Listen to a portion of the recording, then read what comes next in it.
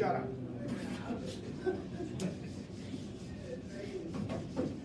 I gave you an example yesterday that had a fraction with x on the top. Which one was it?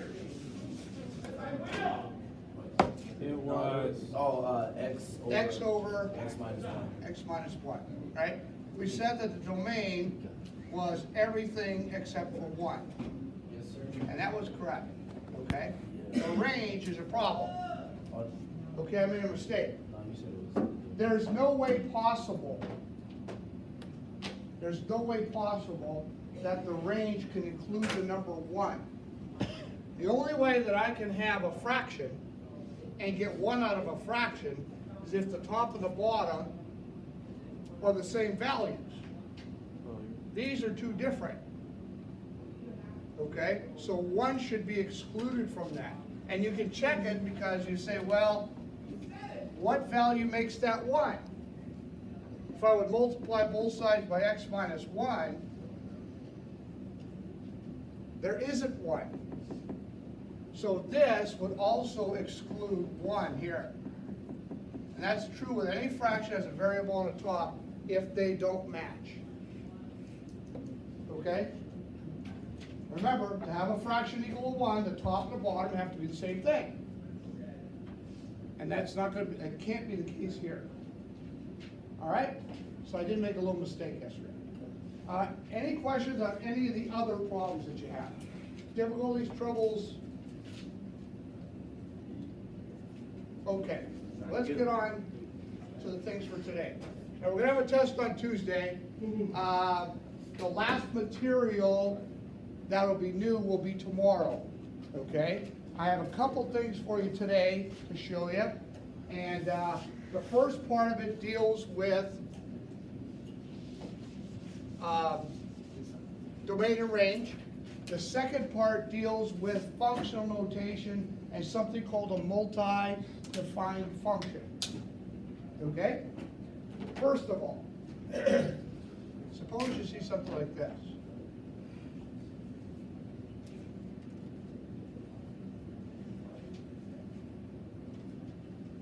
Okay? Suppose you see something like that, and you're asked to find the domain and range. Well, radicals are a little special. Square roots are special. Because remember, I can't have anything negative underneath a radical. So for us, x plus 1 has to be a positive number.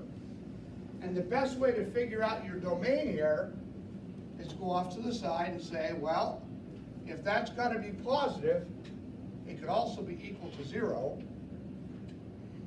The values of x have to be either equal to -1 or larger. So then my domain will reflect that.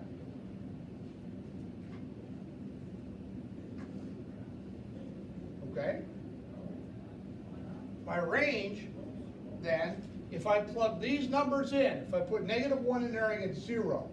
If I put 0 in there, I get the square root of 1. If I put 2 in there, I get the square root of 3. So we're going to get all positive numbers along with 0. Everybody good with the domain and range on a radical where there's nothing squared under there? When it comes to the squares, it's a little bit of a different story. Okay? The question here. If they give you a radical where there's a square under there, say something like that, okay? It takes you back to your freshman year where you solved inequalities when you had quadratic terms in there. And what you did back then was this. I know that this has to be either equal to 0 or positive. Okay? And the way you solved them your freshman year was this. You factored this, and on a number line, you put the places where each one of the factors was 0. So this one would be 0 if x was 3. This one would be 0 if x was -3. And then you chose test values in each one of the sections of the number line. So something to the left of -3, let's say -4. If I put -4 in there, it's a positive number. If I put -4 in there, it's a negative. And a positive times a negative is a negative. So you pick test values. Pick something in between -3 and 3. 0. If I put 0 in for x, I get something positive. 0 in for x, I get something positive again. And that product is positive. Pick something to the right. 5. If I put 5 in there, we get something negative. 5 in there is something positive, and a negative times a positive is a negative. We have to choose the values where the stuff underneath the radical is positive. That occurs here. So my domain turns out to be -3 to +3. So anytime you have a square under there with a negative something or other, x squared minus 1, x squared minus 16, whatever, this is the way you have to treat those. And your range then, well, when we plug those numbers in, we get, if I put -3 in there, we get what? 0? If I put +3 in there, we get 0. If I put 0 in there, I get the square root of 9. So we can only have values between 0 and 3. Okay? We're never going to get anything bigger than that for the range. Yeah. You have to write all that out every problem or- This, Yeah. whenever you have a square in there, that's the way you should attack it. Okay? Do it like you did your freshman year. You did that your freshman year. Okay? So those are the radical problems that you're going to run into. Okay? The second and last thing that we're going to do with domain and range deals with your trig functions. Now, unfortunately, the best way to deal with the trig functions is to look at the graphs. That's the best way. That's the easiest way. Let me jot up here the graphs that you had from last year. When you did sine, it looked like this. When you did cosine, it looked like this. When you did tangent, it looked like this.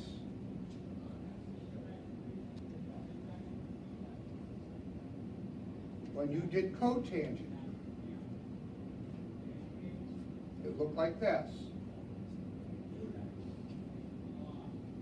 When you did secant,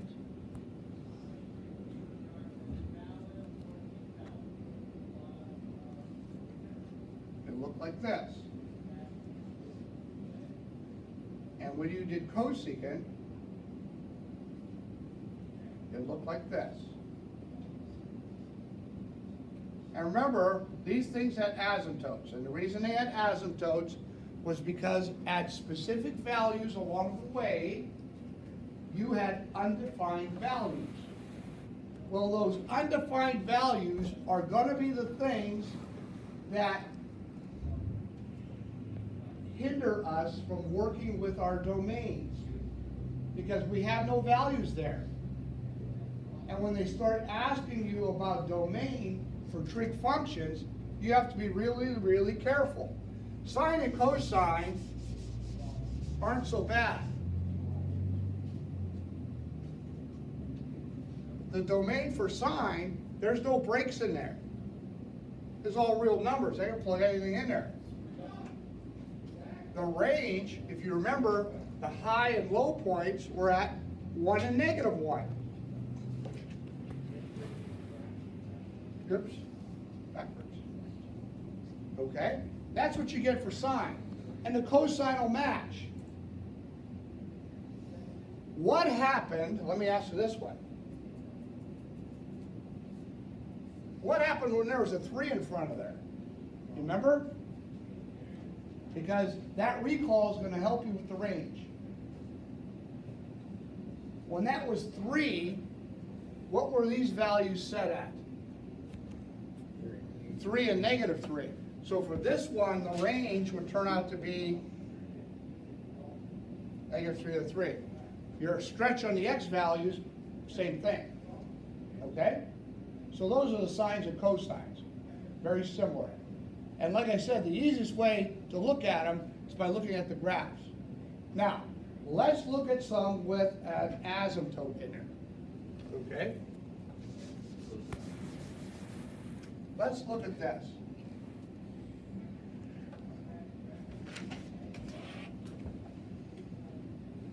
Now, yeah, How'd you get 1 for the range side? here, Yeah. because this point, that high point was at 1, the low was at -1, and never changed, but it just kept going all the way down. If they changed, this was, we called the amplitude, if they changed the amplitude, was stretched it this way. So you just go from So it's 3 to -3, okay? -3 to 3. whatever's in front of the sign. That's right, okay? Now, the tangent, cotangent, secant, and cosecant are interesting.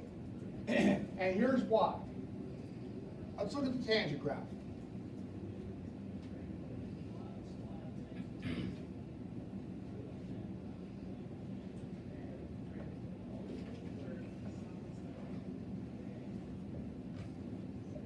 If we extended the tangent graph, it would look like this, in both directions.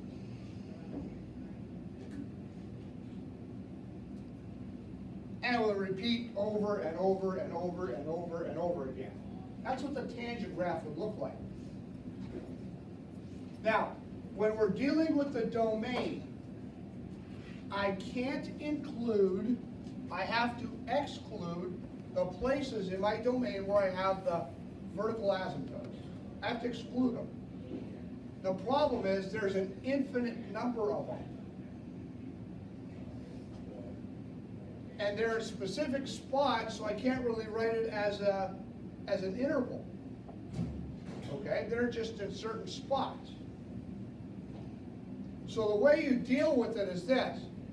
Anybody remember what this value was here? Anybody remember? Pi over 2, right? This was pi. What was this next one? Nope. Pi over 2, pi, 3 pi over 2, 2 pi, this would be 5 pi over 2, 3 pi, 7 pi over 2, and so on. So there's a pattern to it. So the tangent curve, when we're dealing with domain, we would have to exclude pi over 2, 3 pi over 2, 5 pi over 2, 7 pi over 2, 9 pi over 2, 11 pi over 2, 13 pi, all those things. Okay? How am I going to write that? I want to exclude pi over 2, 3 pi over 2, 5 pi over 2, 7 pi over 2, 9 pi over 2. How can I exclude those? How can I write that? It's not an interval, those are specific spots. Say it again. Odd multiples of pi. Right. Odd multiples of pi. Odd multiples of pi, actually pi over 2, right? Odd multiples of pi over 2. Now, here's the way you write odd numbers in math.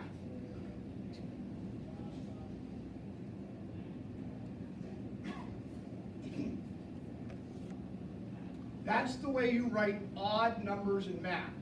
If n is 0, we get 1. If n is 1, we get 3. If n is 2, we get 5. Okay?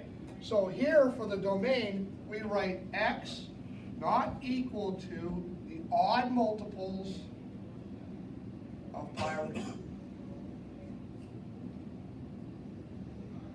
We have to exclude all those odd multiples of pi over 2.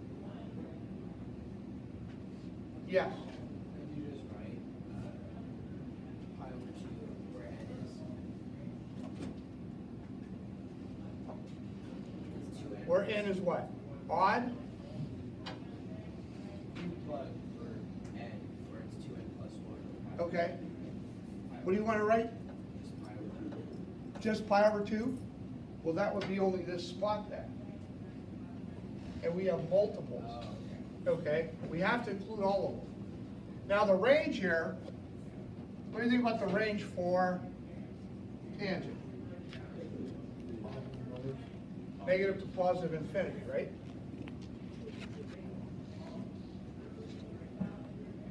Now, they change up a little bit when you start dealing with some other function. They change up just a hair. For instance, if we're working with cotangent, this would be at 0, pi, 2 pi, 3 pi, 4 pi, 5 pi, 6 pi.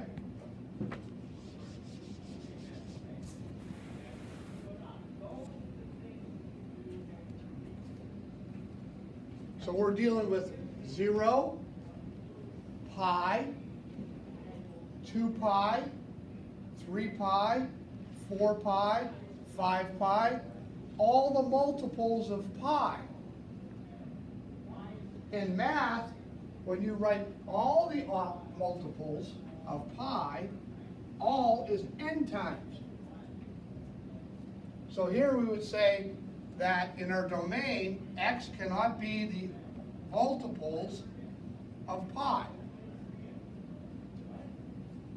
If for some reason you had to write an even multiple, and you're not going to have to,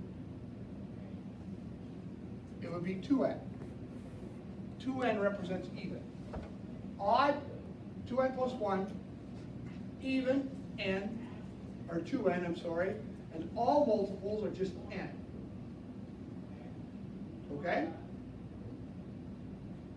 Let me ask you this. What would the range look like here for cosecant? Careful. These numbers, remember, we're at 1 and negative 1. So what would the range look like there? What would the range look like? Negative infinity to negative 1, that would cover this part, right? Yeah, and then 1, Positive 1 to plus infinity, right. So it's always easier when we have some trig functions in there to deal with them with the figures. That's always easiest. Okay? Can you do it without it? Well, yeah, you can. I can show you that, but we have to think about the definitions then. Okay? Anybody have a question? So you're going to run into some domain and range problems with radicals today. You're going to run into some trig values. The only other thing I have to caution you about is this. Let's say that this thing read cotangent 4x. Okay? A little bit different. Now I know the cotangent doesn't exist at the multiples of pi, but that would be for 4x. That's the angle. If you're looking for x, what would you do to both sides? Divide by 4. So then your domain would look like that. Okay? So don't make this real tough on yourself, but there's a little bit of thinking that you're going to have to do. All right? Good? Okay. The last part of what we're going to do today deals with something called functional notation and multi-defined functions. Okay, they look like this.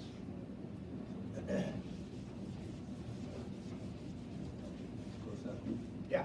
What would the range be on cotangent? Cotangent? Well, here's the cotangent. You tell me what the range is going to be. Yep. Okay? And it's really to tell, it's a lot easier to tell from a figure than it is to think the whole thing through, I think. Okay? So the figures are kind of important. I know last year you said, well, we're doing stupid figures, we're doing all this stuff, and what good is it? Well, now, when you start doing some of this stuff, it makes it a little bit easier. Okay? Same thing with the logarithms. There's going to be some logarithms, there's going to be some problems in calc that if you work with logarithms, it makes the whole thing easier. So we have a section in this first chapter where we're gonna deal with a little bit of logarithms too, as a reminder, yeah. Yeah, you're gonna have to know the graphs. I wouldn't worry too much about the sine and cosine, okay? I'd worry about the rest of them. And I think you got a pretty decent handle on them, I would think. Okay, get a picture of them. All right, okay. Now, multi-defined functions. Multi-defined functions are functions defined in more than one way. For instance,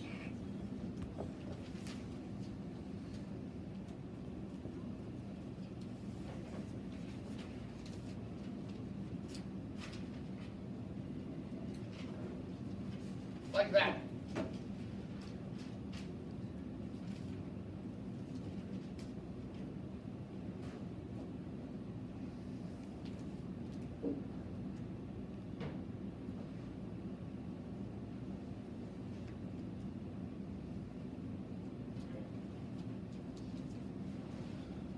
So if you were to graph this thing, it actually looks like that. That's how it actually looks. Okay? To one side of zero, it looks a certain way. To the other side of zero, it looks differently. And what they're going to have you do is they're going to give you functional values.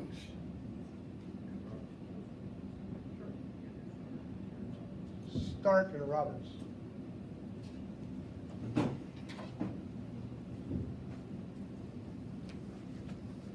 And they're going to say, find the following.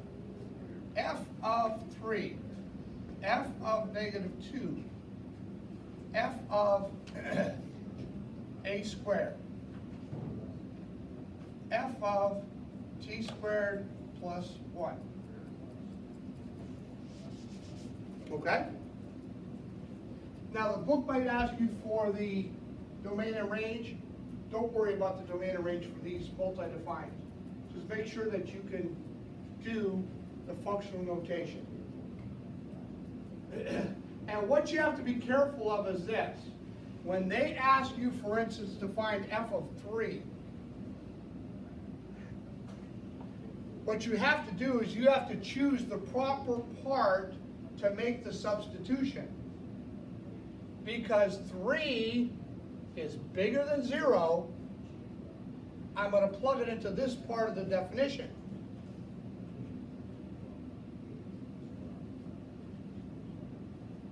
Whereas when they've asked you to find f of negative 2, because negative 2 is less than 0, we pick this part of the definition.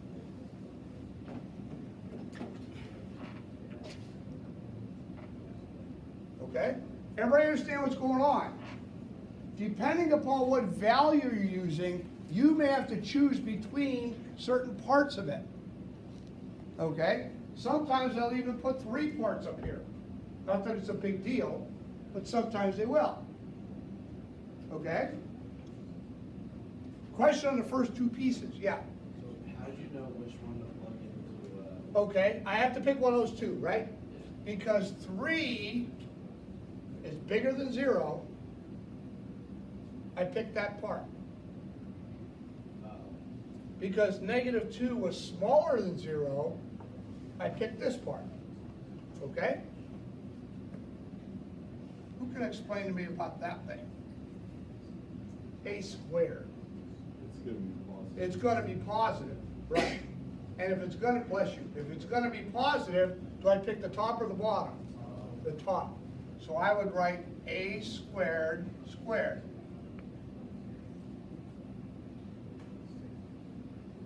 If they ask you to find f of t squared plus 1, again, that's something positive. So pick the top part.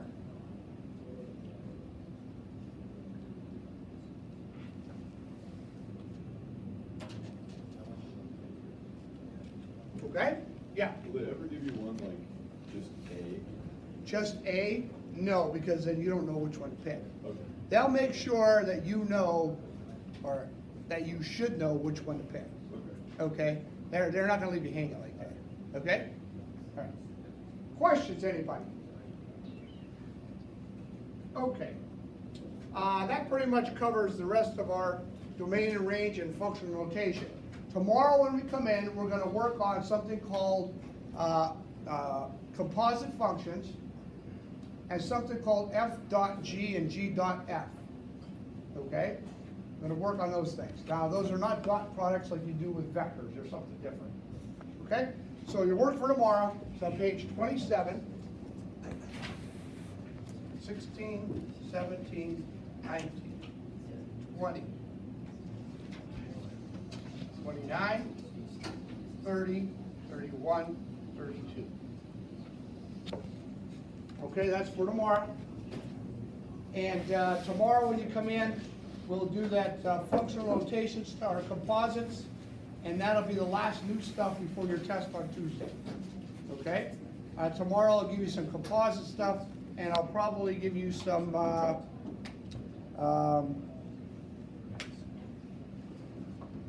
problems as a review. Okay? Thanks.